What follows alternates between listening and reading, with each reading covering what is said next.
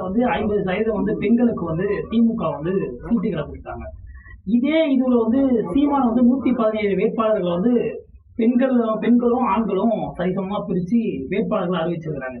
ஆனா உள்ளாட்சியில கொடுக்கக்கூடிய அந்த பெண்களுக்கான சம உரிமை அப்படிங்கிறது சட்டமன்ற ஒரு தேர்தல்ல மறுக்கப்பட்டது ஏன் அப்படிங்கிற ஒரு கேள்வி எழுது இல்லையா? அதுக்கு உங்களோட விஷயம் இல்ல இப்போ நாங்க எங்களை திராவிட கட்சிகளோட ஒப்பிட்டு பார்க்கிற அந்த வேலையே இல்லை. ஏன்னு பாத்தீங்கன்னா திராவிட கட்சிகள் என்னதான் பெண்களுக்கு கொடுத்திருந்தாலும் நடைமுறையில நம்ம கண்ணு முன்னாடி பார்த்தது எந்த பெண்ணும் நிக்கிறது இல்லை. அவங்க கணவர் நின்னு அவருதான் அங்க கவுன்சிலரா இருக்காரு, அவருதான் மேயரா நிக்கிறாரு.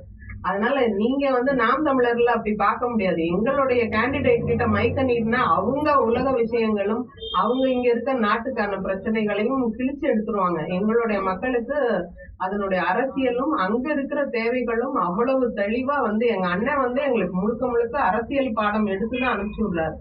அதுல இவங்க இப்படி பேசுவாங்கன்றது இல்ல, நீங்க ஆட்சி கையில் கொடுக்கும்போது அதை எப்படி நடத்தணும்ன்றது முதற்கொண்டு ஒரு இத வெளியில சொல்லாம என்னன்னு தெரியல. அண்ணன் எங்களுக்கு அவரு உட்கார்ந்து இருக்க ஆபீஸ்லயே பின்னால ஒரு பெரிய போர்டு மாட்டிருப்பாரு.